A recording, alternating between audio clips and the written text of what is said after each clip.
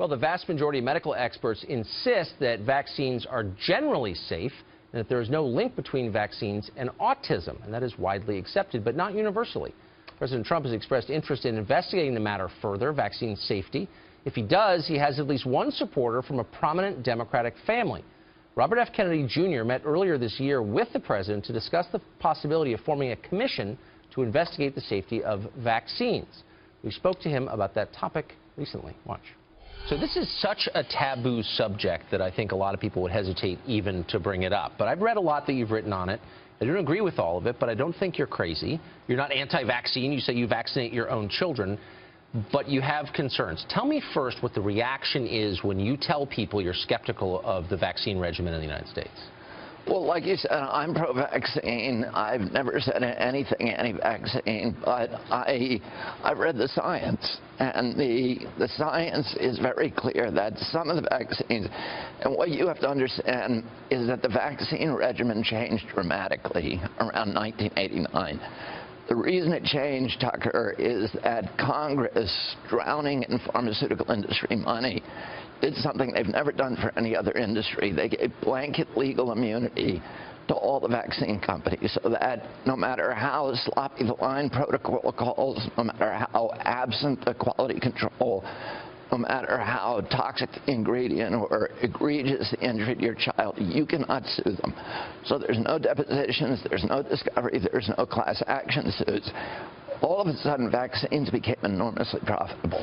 From that point, from '89 when the law passed. And in '87, it was implemented, and then there was a gold rush by the pharmaceutical industry to add new vaccines to the schedule. So I got 3 vaccines, and I was fully compliant. I'm 63 years old. My children got 69 doses of 16 vaccines to be compliant.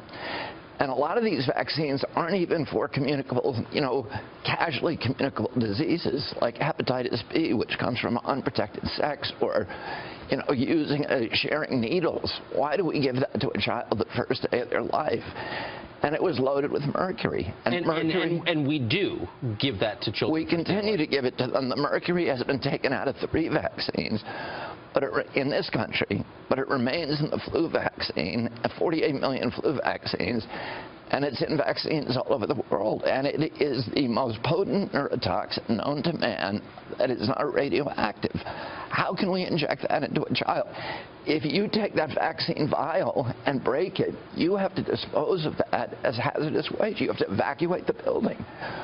Why would we take that substance and inject it into a little baby? Argument, as you know, is that group immunity, herd immunity is what you're searching for, and yes, there are downsides, but in the big picture, everybody immunity is, when they talk about herd immunity, they're talking about casually contagious diseases like measles. Right. Last month, a group of very prestigious scientists with a robust study of African children studied the DBT, diphtheria, pertussis, and tetanus vaccine. Yeah. Which is the most widely distributed vaccine in the world. Virtually every kid in Africa gets it. But they found they did a vaccinated versus unvaccinated study, which has never been done.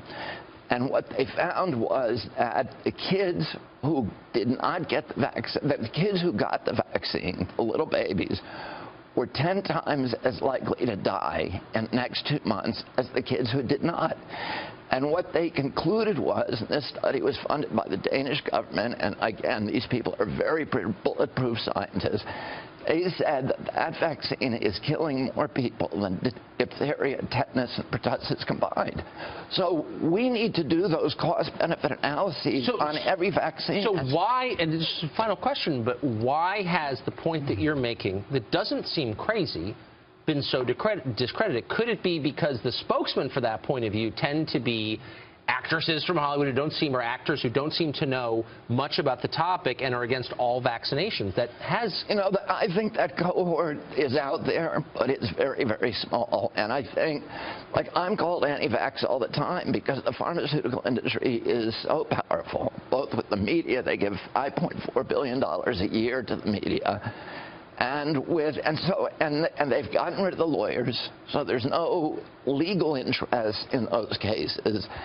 And they really have been able to control the debate and silence people like me. And I'm very grateful to you for having the courage to allow me on the show and talk and say, this is the second show in 10 years that's allowed me to talk about this, the other one being Bill Maher, which doesn't take advertising. I just think it's interesting. And above all, I think you ought to be allowed to ask legitimate questions without being attacked, because I think that's the basis of democracy. I mean, we ought to be having a responsible debate, and, you know, a debate that doesn't scare people. Right. But a debate that's real and it's based on science. Well, I hope you start one. Thank you for joining us. Thank you very much for having me.